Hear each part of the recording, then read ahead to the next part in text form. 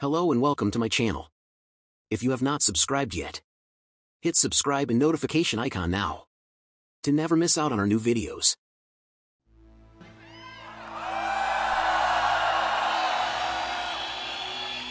Whoa, I'm running short of words right now, but I cannot afford this because I have to speak. Thank you so much for all the love, for all the warmth. Thank you for accepting me. Thank you very much.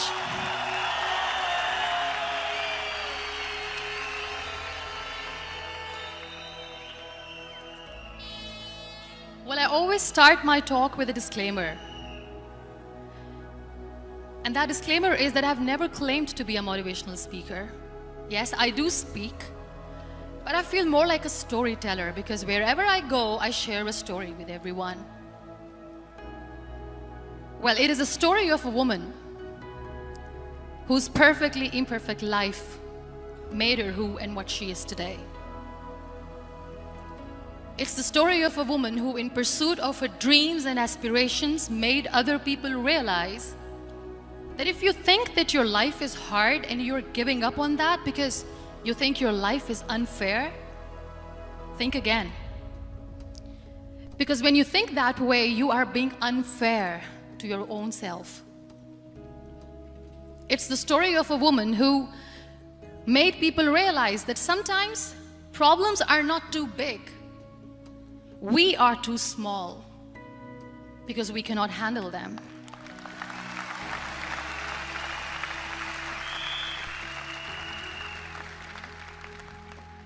It is the story of a woman who with time realized that real happiness doesn't lie in success, money, fame.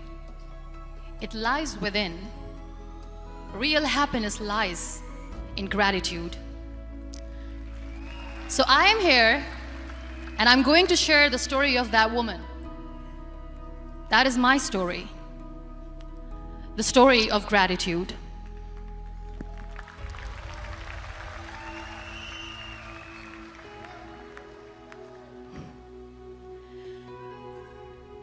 I love you too. I love you all. I believe in the power of words. Many people speak before they think. But I know the value of words. The words can make you, break you, they can heal your soul, they can damage you forever. So I always try to use the positive words in my life wherever I go. They call it adversity, I call it opportunity. They call it weakness, I call it strength. They call me disabled, I call myself differently abled. They see my disability. They see my disability, I see my ability. There are some incidents that happen in your life, and those incidents are so strong that they change your DNA. Those incidents or accidents are so strong that they break you physically. They deform your body, but they transform your soul.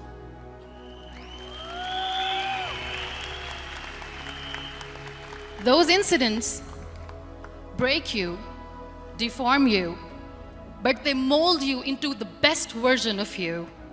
And the same thing happened to me. And I'm going to share what exactly happened to me. I was 18 years old when I got married. And this thing I'm sharing for the very first time on an international level. I was 18 years old when I got married. I belonged to a very conservative family, a Baloch family, where good daughters never say no to their parents. My father wanted me to get married. And all I said was, if that makes you happy, I'll say yes. And of course, it was never a happy marriage. Just about after 2 years of getting married, about 9 years ago, I met a car accident. Somehow my husband fell asleep and the car fell in the ditch. He managed to jump out, saved himself. I'm happy for him. But I stayed inside the car and I sustained a lot of injuries. The list is a bit long. Don't get scared. I'm perfectly fine now. Radius ulna of my right arm were fractured. The wrist was fractured. Shoulder bone and collarbone were fractured.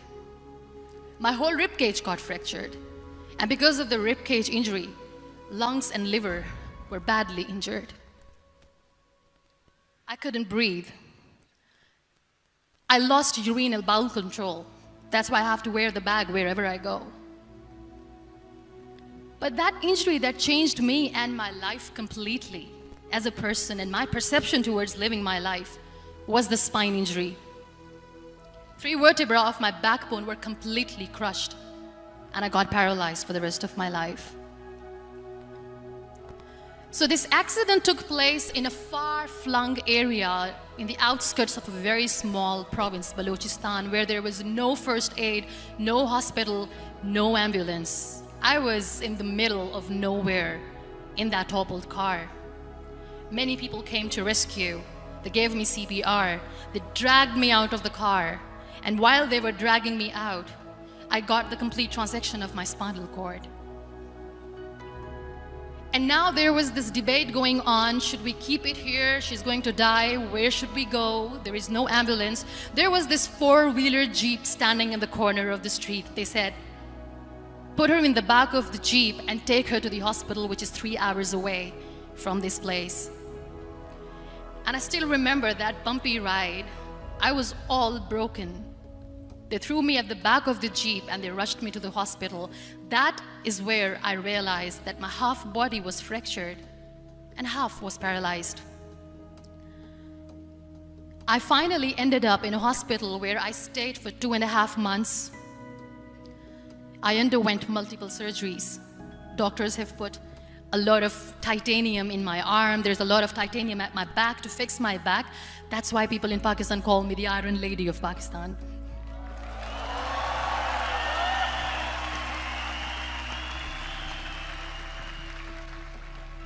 Sometimes I wonder how easy it is for me to describe all this all over again.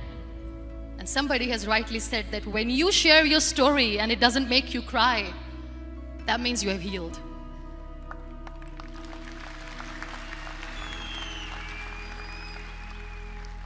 Those 2.5 months in the hospital were dreadful. I will not make up stories just to inspire you. I was at the verge of despair. One day, doctor came to me and he said, well, I heard that you wanted to be an artist, but you ended up being a housewife. I have a bad news for you. You won't be able to paint again because your wrist and your arm are so deformed, you won't be able to hold a pen again. And I stayed quiet. Next day, doctor came to me and said, your spine injury is so bad, you won't be able to walk again. I took a deep breath and I said, it's all right. The very next day, doctor came to me and said, because of your spine injury and the fixation that you have in your back, you won't be able to give birth to a child again. That day, I was devastated. I still remember, I asked my mother, why me? And that is where I started to question my existence. Why am I even alive? What's the point of living? I cannot walk, I cannot paint, fine. I cannot be a mother. And we have this thing in our heads, being women, that we are incomplete without having children. I am going to be an incomplete woman for the rest of my life. What's the point? People are scared. They think I will get divorced. What is going to happen to me? Why me? Why am I alive? We all try to chase this tunnel. We all do this because we see light in the end of the tunnel, which keeps us going. My dear friends, in my situation, there was a tunnel that I had to roll on, but there was no light. And that is where I realized that the words have the power to heal the soul. My mother said to me, this too shall pass. God has a greater plan for you. I don't know what it is, but He surely has.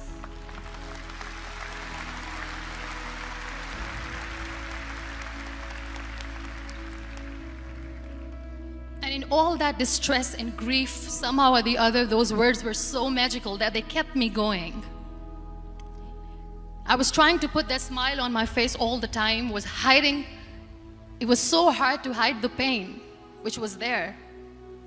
But all I knew was that if I will give up, my mother and my brothers will give up too. I cannot see them crying with me. So what kept me going was, one day I asked my brothers, I know I have a deformed hand, but I'm tired of looking at these white walls in the hospital and wearing these white scrubs. I'm getting tired of this. I want to add more colors to my life. I want to do something. Bring me some colors, bring me some small canvas. I want to paint. So the very first painting I made was on my deathbed, where I painted for the very first time. It was not just an art piece or just my passion. It was my therapy. What an amazing therapy it was. Without uttering a single word, I could paint my heart out. I could share my story. People used to come and say, what lovely painting, so much color. Nobody could see the grief in it. Only I could. So that's how I spent 2.5 months in my hospital, crying, never complaining or whining, but painting. And then I was discharged and I went back home. And I went back home and I realized that I have developed a lot of pressure ulcers on my back and on my hip bone. I was unable to sit. There were a lot of infections in my body, a lot of allergies. So doctors wanted me to lie down on the bed straight for not 6 months, for not 1 year, for 2 years. I was bedridden, confined in that one room, looking outside the window, listening to the birds chirping, and thinking maybe there will be a time when we'll be going out with the family and enjoying the nature. That was the time where I realized how lucky people are, but they don't realize. That is the time where I realized that the day I'm going to sit, I'm going to share this pain with everyone to make them realize how blessed they are, and they don't even consider them lucky. There are always turning points in your life. There was a rebirth day that I celebrated. After 2 years and 2.5 months, when I was able to sit on a wheelchair, that was the day when I had the rebirth. I was a completely different person. I still remember the day I sat on the wheelchair for the first time, knowing that I'm never going to leave this, knowing that I won't be able to walk for the rest of my life. I saw myself in the mirror and I talked to myself. And I still remember what I said. I cannot wait for a miracle to come and make me walk. I cannot sit in the corner of the room crying, cribbing, and begging for mercy because nobody has time. So I have to accept myself the way I am. The sooner the better. So I applied the lip color for the first time.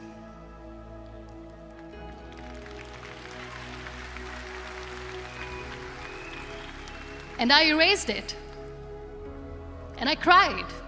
And I said, what am I doing? A person on a wheelchair should not do this. What will people say? Clean it up. Put it again. This time I put it for myself. Because I wanted to feel perfect from within.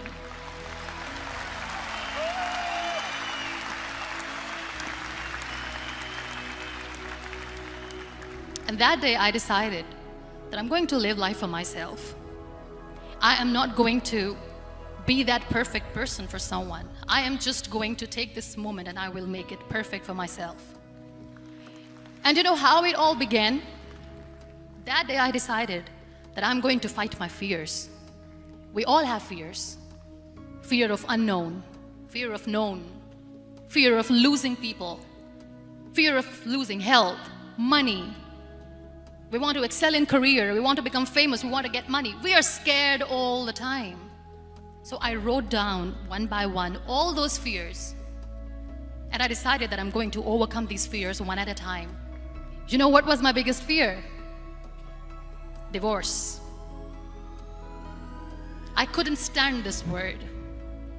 I was trying to cling on to this person who didn't want me anymore, but I said no. I have to make it work. But the day I decided that this is nothing but my fear, I liberated myself by setting him free. And I made myself emotionally so strong that the day I got the news that he's getting married, I sent him a text that I'm so happy for you and I wish you all the best. And he knows that I pray for him today.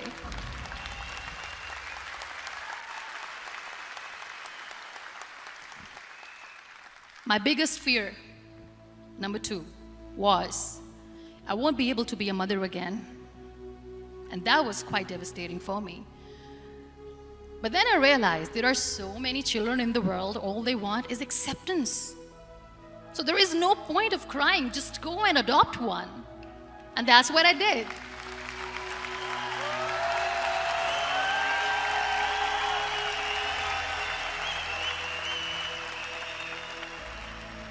I gave my name in different organizations, different orphanages. I didn't mention that I'm on a wheelchair, dying to have a child.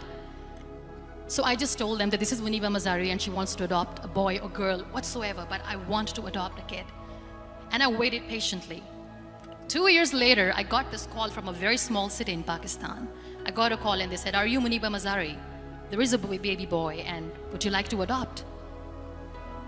And when I say yes, I could literally feel the labor pain. I said, yes, yes, I am going to adopt him. I am coming to take him home.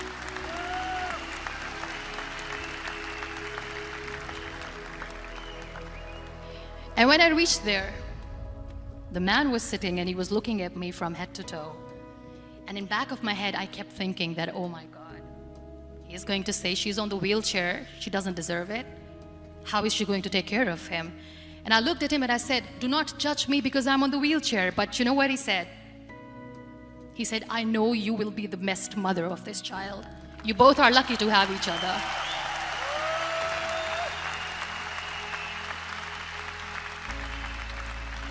And that day, Niall was 2 days old, and today he's 6.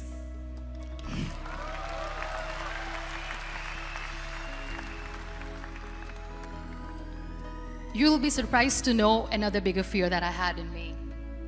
It was facing people. I used to hide myself from people. When I was on bed for 2 years, I used to keep the door closed. I used to pretend that I'm not going to meet anyone, tell them that I'm sleeping. You know why? Because I couldn't stand that sympathy that they had for me. They used to treat me like a patient. When I used to smile, they used to look at me and say that, "You're smiling, are you okay?" I was tired of this question being asked, "Are you sick?" Well, a lady yesterday at the airport asked me, "Are you sick?" And I said, well, besides the spinal cord injury, I'm fine, I guess.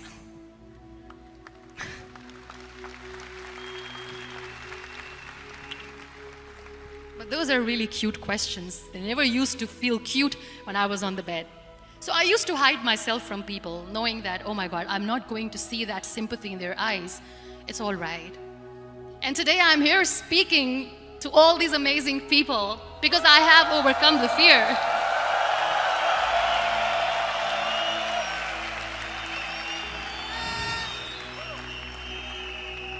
You know, when you end up being on the wheelchair, what's the most painful thing? That's another fear that people on the wheelchair, or the people who are differently abled, have in their hearts, but they never share. I'll share that with you. The lack of acceptance. People think that they will not be accepted by the people because we, in the world of perfect people, are imperfects. So I decided that instead of starting an NGO for disability awareness, which I know will not help anyone, I started to appear more in public. I started to paint. I always wanted to. I have done a lot of exhibitions. I'm Pakistan's first wheelchair-bound artist. I have done a lot of modeling campaigns, different campaigns for brands like Tony and Guy.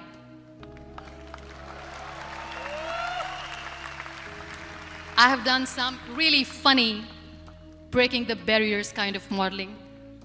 There was this one by the name Clown Town where I became a clown because I know that clowns have hearts too. And then I also decided that if I really want to make the difference, I am not going to let people use me for their polio campaigns where they will make you a victim and an emblem of misery and mercy, and will say that, you know what, give polio drops to your children or they'll become like this girl. I decided that I'm going to join the national TV of Pakistan as an anchor person, and I've been doing a lot of shows for the last 3 years.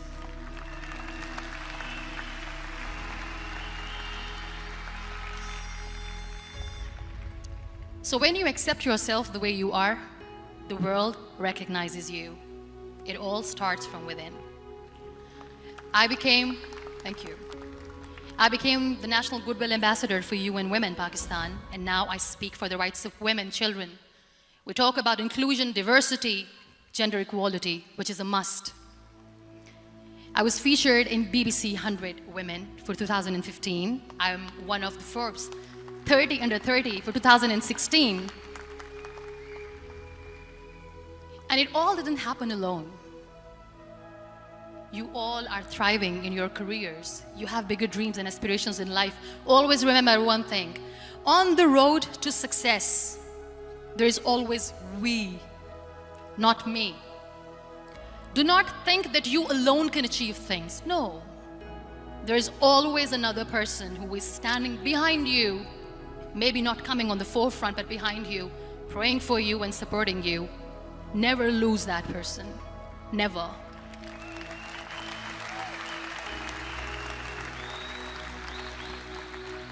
No matter how much I say that I couldn't find a hero, so I became one, I still want to recognize those 3 people in my life who literally changed my life completely, and I get inspiration from them every single day. Waleed Khan. Many people know about the terrorist attacks in Pakistan. We have lost many people. And I'm sharing this with a very heavy heart because we actually have lost a lot of people in this huge turmoil of terrorism. These people are barbarians. They do not see people. They're even worse than animals. They have killed people in mosques. They have killed people in churches, temples, even in schools. There was this terrorist attack in Army Public School, Peshawar, where these terrorists entered in an examination hall and they killed our children. And in that attack, that day, this beautiful boy, Waleed Khan, who was my hero, my real life hero, was the proctor who was taking care of the students, was keeping an eye on the students.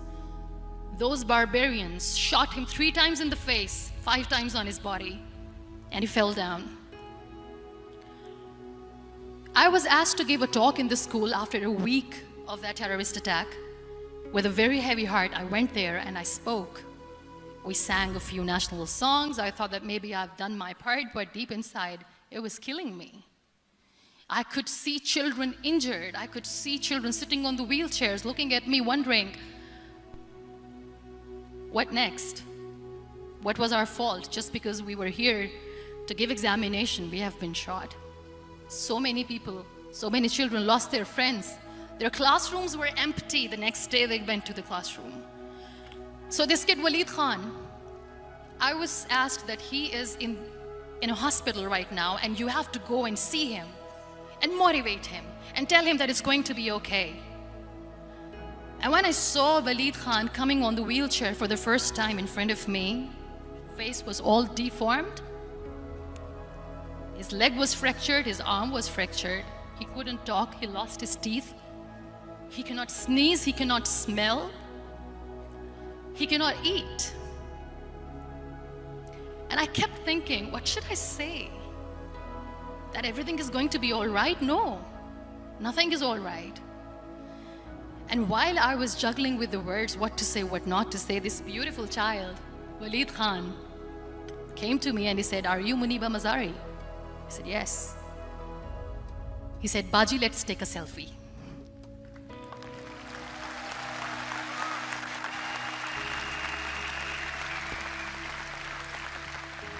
And with that beautiful, toothless smile of Waleed Khan, we took that beautiful selfie that I still have with me. I don't share that here because He was in a very bad shape that time. And that is where I realized that when I was thinking too much about his deformities, he's happy with himself. He doesn't even care. Because today he goes in the same school, and when somebody asks him that what happened to your face, why so many scars, you know what he says? These scars are my medals and I wear them with pride.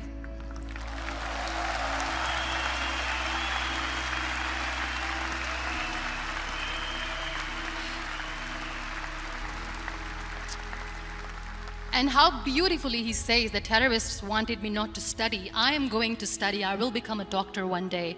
And this is my way of taking revenge from those terrorists. Another real life hero, of course, my son. His name is Nile, N-I-L-E, River Nile. I learned so much from this kid. The first and foremost thing is patience. How to be patient when you know that your mother cannot walk, when you know that your mother is different from the other women, when you know that your mother cannot go out and play with you. How to stay calm. He loves football. And when we got the very first football, he was 4 years old. He was super excited. I still remember he came in the room and he said, "Mom, let's play football." And he kept the ball in my feet. And he said, "Let's kick it." And that day I felt disabled. I said, "I cannot kick the ball." And I was down with the same face. He looked at me and he said, "Well, that's all right. Your legs are not working, but your hands do. Let's play catch the ball."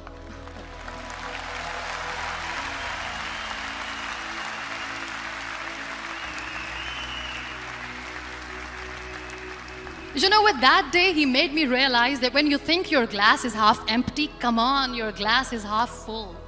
It's all in here and here. Last but not least, the woman who made me realize that heroes have no gender. The woman who believed in me even when I was completely at the verge of despair, where everybody left, she was there. And every time I looked at her, without saying anything, she used to look at me and said, "This too shall pass. God has a bigger plan. And one day you will say that, oh my God, that is why God has chosen me." She never cried in front of me.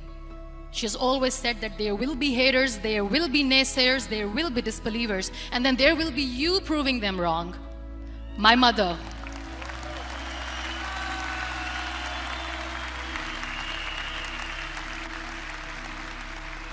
Whatever I am today, I'm nothing without her.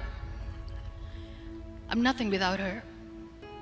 Thank you, Mama. I wish you were here. Thank you for making me who I am today.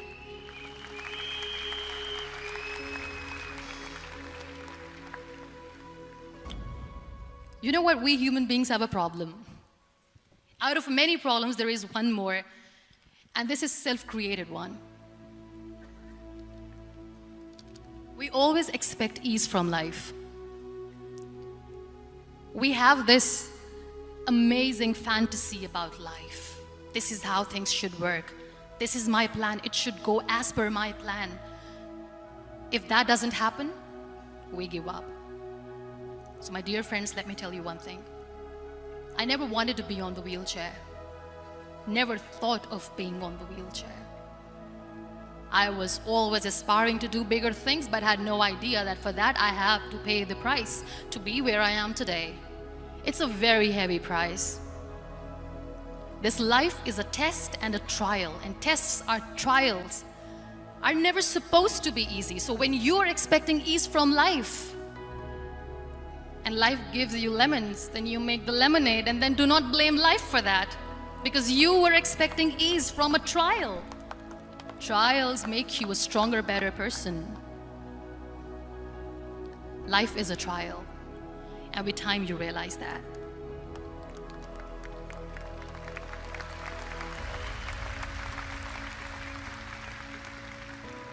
It is okay to be scared. It is okay to cry. Everything is okay, but giving up should not be an option. They always say that failure is not an option. Failure should be an option, because when you fail, you get up, and then you fail, and then you get up, and that keeps you going. That's how humans are strong.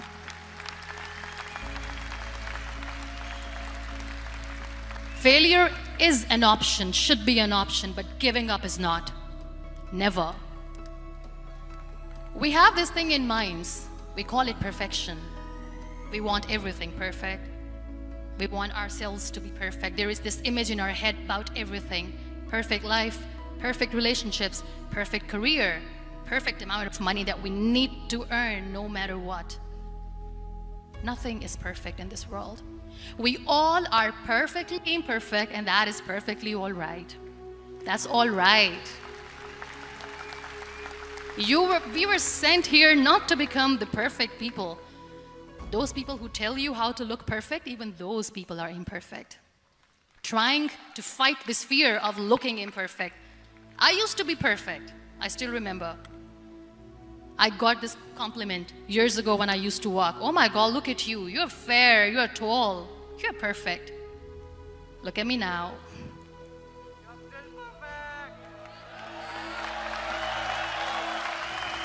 Only the perfect eyes can see that. Only the perfect eyes will see that. Only the perfect eyes will see that. So yes, in all those imperfections, you have to listen to your heart. You don't have to look good for people. You don't have to be perfect just because other people want you to be perfect. If your soul is perfect from within, that's all right. This is all what you want. This is all what you need to be. Our society has made very weird kind of norms to look perfect and great. For men, it's different. For women, it's different. We think too much about what people say. We listen to ourselves too little. You know what makes you perfect? When you make someone smile. You know what makes you perfect? When you try to do something good for the people around you. You know what makes you perfect? When you feel someone's pain. And how beautiful pain is that it connects you with people. No other medium can connect you with others but pain. That's why I always say that I'm in pain, and that's a blessing in disguise for me. Today, just because I'm in pain and I'm on the wheelchair, I work for children. Being the head of CSR for a company, we conduct medical camps in far-flung areas of Pakistan where so many kids die because they don't have medical facilities. And I personally believe just because they cannot afford to live doesn't mean we'll let them die. So we give them money, we give them medical treatment, we try to heal their wounds, physical and emotional. And I also work for the beautiful people, we call them third gender, the transgender community of Pakistan. You know what connects me with them? All my imperfections. When I go and I hug them, they never judge me. And this very good friend of mine, her name is Bijli. Bijli means electricity. She calls herself electricity. And I said, are you electricity? She says, no, I'm lightning. I'm as strong as lightning. Because we have very bad power outage, so she doesn't want me to call her electricity. So she says, I am very strong. I'm thunder, I'm lightning.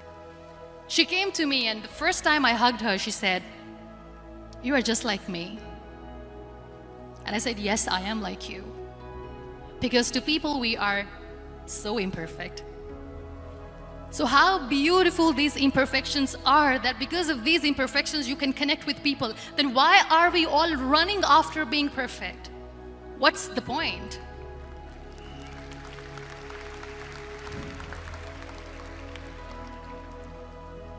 Every time I go in public, I always smile. There's always a big toothy smile on my face, and people ask me, don't you get tired of smiling all the time? What's the secret? I always say one thing, that I have stopped worrying about the things that I have lost, the people that I have lost. Things and people who were meant to be with me are with me. And sometimes, somebody's absence makes you a better person. Cherish their absence. It's always a blessing in disguise. I always say that people are so lucky they don't even realize. You must be thinking, okay, you're lucky in what sense? Well, the breath that you just took was a blessing. Embrace it.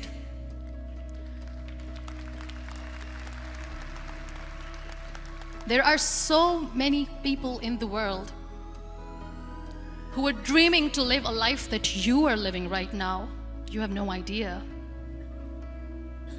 Embrace each and every breath that you are taking. Celebrate your life. Live it. Don't die before your death. We all die.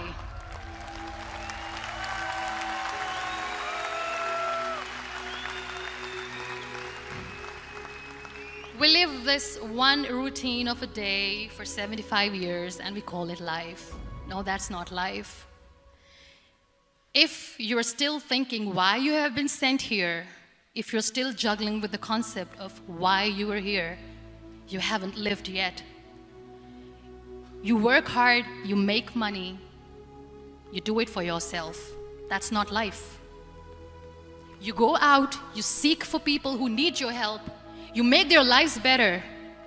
You become that sponge which can absorb all the negativity, and you become that person who can emit beautiful, positive vibes. And when you realize that you have changed someone's life, and because of you, this person didn't give up, that is the day when you live.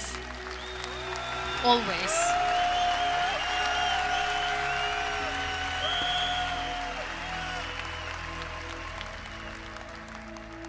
We were talking about gratitude, why I smile all the time. I cry all night when nobody sees me, because I'm a human and I have to keep the balance. And I smile all day because I know that if I will smile, I can make people smile. That keeps me going.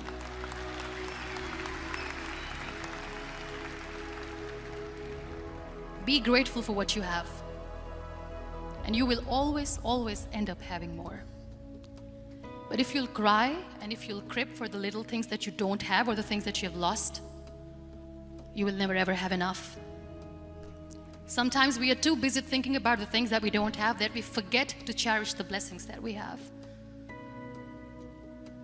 I'm not saying that I'm not healthy and that makes me unlucky, but yes, it is hard. It is hard when I say that I cannot walk. It is hard to say when I wear this bag. It hurts. But I have to keep going, because never giving up is the way to live, always.